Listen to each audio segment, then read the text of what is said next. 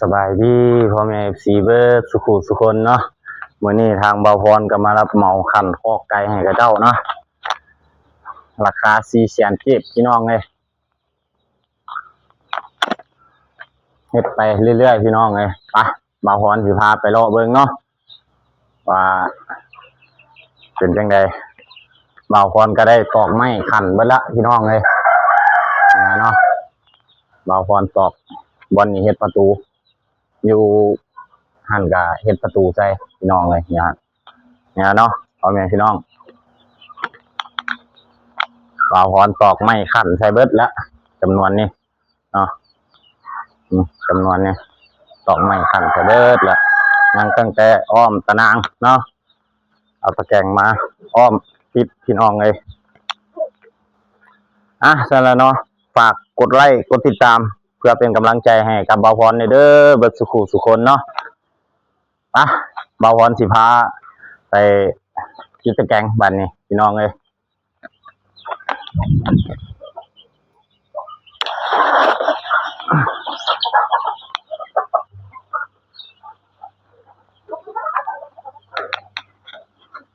เนาะ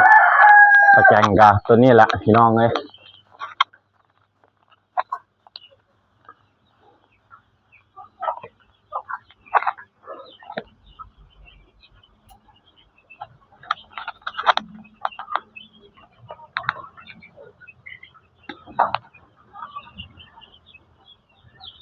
แบบนี้แหละเนาะบ่าวพรอยู่บ้านก็ได้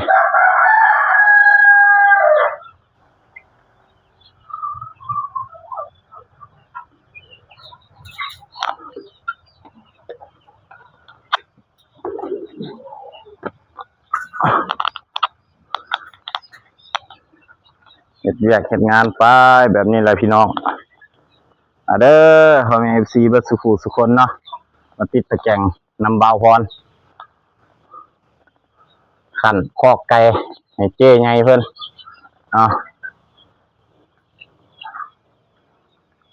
งมแต่เช้ามานี่ก็ได้ซ้ำนี่แหละพี่น้องเลย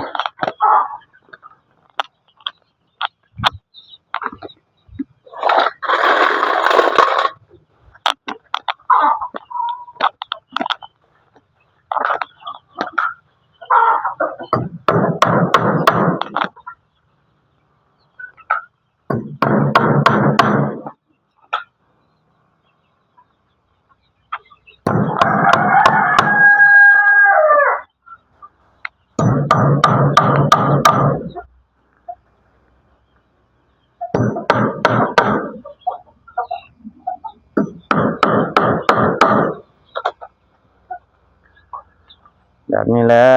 เนาะพ่อแม่พี่น้องหาเงินหาคำ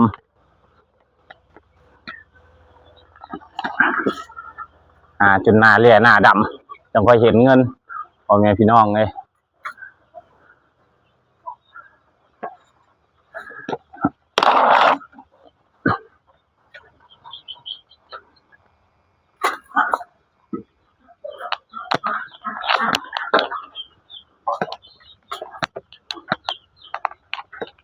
หาไปเรื่อยๆสักวันมันต้องเป็นวันของเฮาพ่อแม่พี่น้องเลย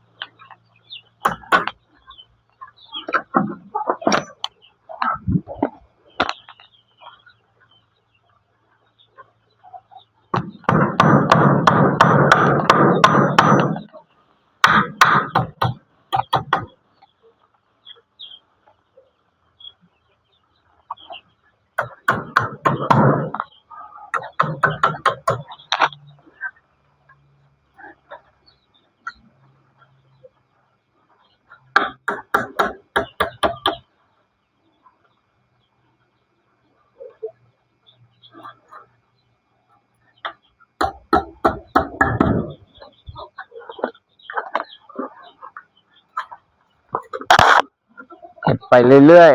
ๆแบบนี้แหละพ่อแม่พี่น้องเอ้ยหาเงินเบาพรอยู่บ้านก็ได้บ่มีหยังหลายเนาะ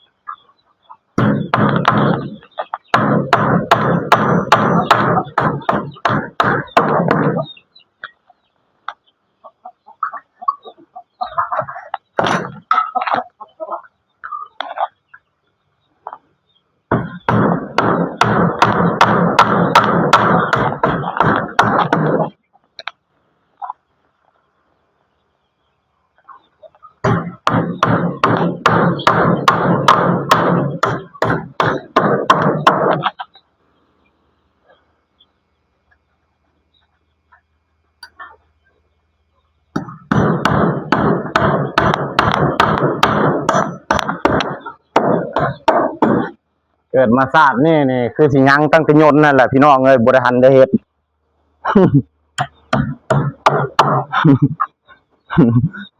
ซาเบาพรนี่นะ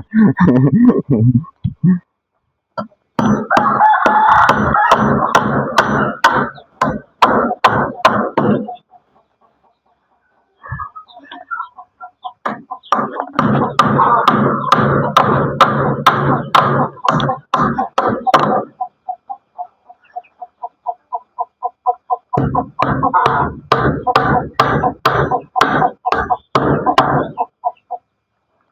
ับเหมาราคา 400,000 พี่น้องเอ้ย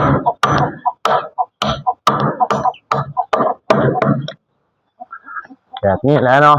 พ่อแม่พี่น้องเอ้ยเรียกงานของทางเบาพรหันล็อกไปนี่แล้วก็ล็อกไปพุ่นพี่น้อง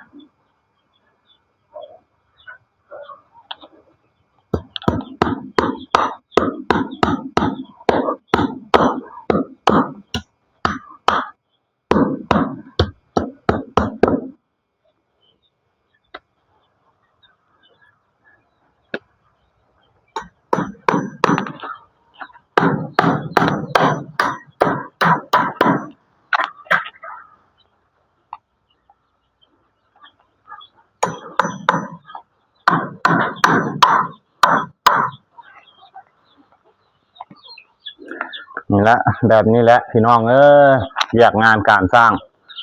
ของทางบ่าวพรเนาะคือเห็นนี่แหละพ่อแม่พี่น้องสั่นแล้วเนาะบ่าวพรก็สิได้จบคลิปแต่เท่านี้เนาะเพราะว่าฟ้าวเฮ็ดเวียกต่ออีกเนาะพ่อแม่พี่น้องเนาะปิดท้ายนี่ก็ขอให้พ่อแม่ FC เบิดสุขทุกคนเนาะจงมีสุขภาพแข็งแรงความเจ็บจะได้ความไข้จะได้มีปรารถนาสิ่งใดขอให้สมความมุ่งมั่นปรารถนาทุกประการเด้อสบายดี